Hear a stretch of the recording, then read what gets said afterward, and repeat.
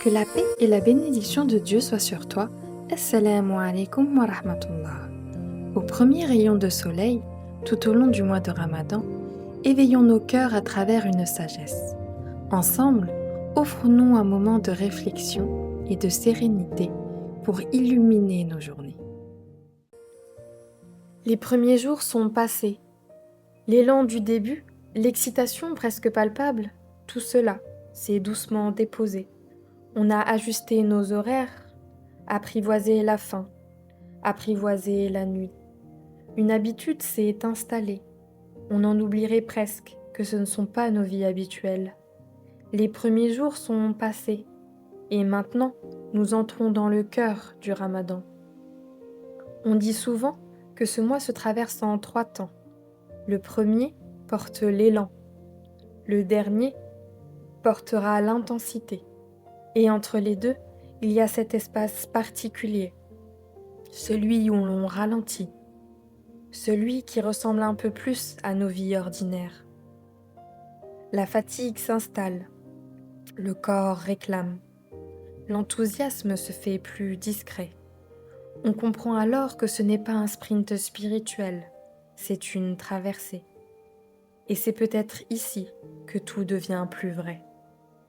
Quand l'émotion s'apaise, il reste l'essentiel, l'intention. Pourquoi je fais cela? Qu'est-ce que je cherche réellement? Pour qui et comment? Le monde s'est habitué à notre jeûne. Plus personne ne regarde vraiment. Alors n'est-ce pas le moment idéal? Un temps pour réparer, en secret. Réparer dans nos paroles, dans nos silences, dans nos relations. Un message laissé en attente. Une tension familiale jamais vraiment apaisée. Une amitié négligée. La spiritualité ne flotte pas au-dessus du réel. Elle s'ancre dans nos gestes, dans notre cohérence, dans l'alignement entre ce que nous demandons intérieurement et la manière dont nous vivons extérieurement.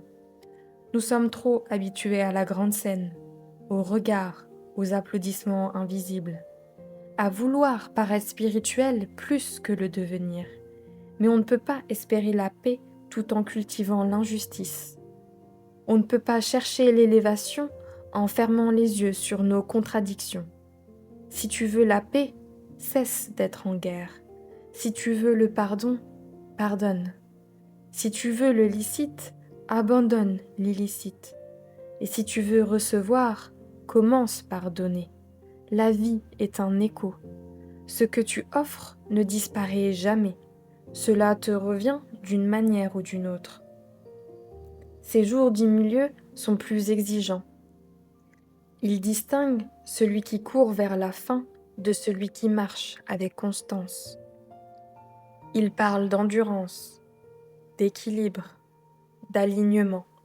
Regardez ce que l'on consomme, ce que l'on dit, ce que l'on gagne et ce que l'on donne.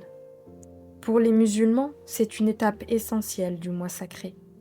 Pour les autres, c'est peut-être simplement une invitation universelle. Ralentir, faire le point, ajuster sa trajectoire. Le cœur du Ramadan n'est pas bruyant, il est intérieur, discret, exigeant.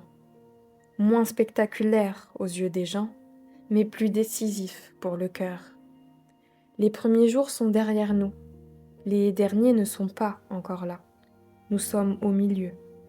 Et le milieu, c'est l'endroit où l'on décide si l'on continue par habitude ou par conviction. Alors dis-moi, que feras-tu dans cette traversée du milieu?